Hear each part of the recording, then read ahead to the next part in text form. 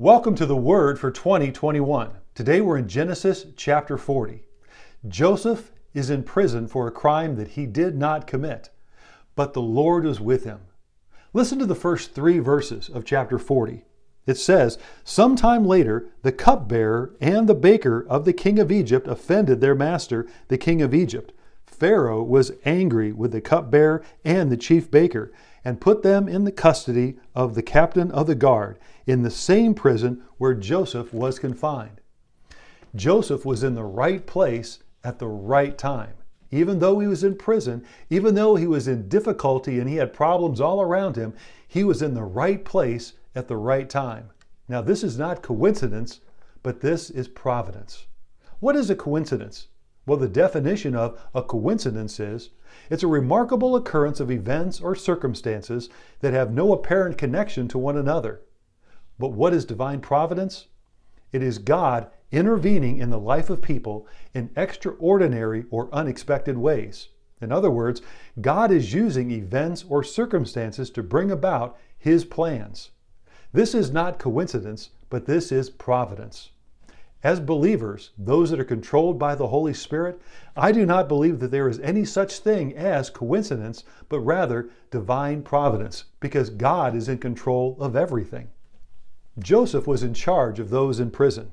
The cupbearer and the baker each had a dream. And Joseph, because he was caring and compassionate, it says in verse 6 that he went to them and he saw that they were distressed. And so he asked, "What is going on? Why are you so sad?" And then they told him their dreams. Well, Joseph listened and then he interpreted their dreams. But before he did, he pointed them to God. He acknowledged God's control, God's power, and God's sovereignty. He said that God is the only one that can interpret dreams. God is in charge here. And so he pointed everyone to God. Then, as he listened, he gave a good report back to the cupbearer. As Joseph interpreted the dream of the cupbearer, he gave him good news. He said that he would be reinstated.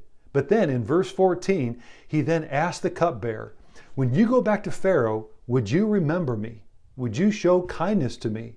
Would you speak to Pharaoh on my behalf? And would you help get me out of prison? Would you help get me free?" As we continue on, we see that the dreams did come to pass. Unfortunately, the baker, he died, but the cupbearer was restored. But then in verse 23, after the cupbearer was back in his position, it says that he forgot all about Joseph. He forgot him. Joseph sat in prison for 2 more years. We forget things and we forget people. People forget about us and they forget things too. But the good news is that God never forgets. At just the right time, God caused the cupbearer to remember Joseph. What does this chapter tell us? It tells us that God remembers. Whatever you're going through right now, I want you to know that God has not forgotten you. God sees everything that's happening to you. God knows what you are going through, and God has not forgotten about you. So continue to trust in God's timing and in His purposes. You are loved, and God has not forgotten about you. Thank you for joining the Word for 2021.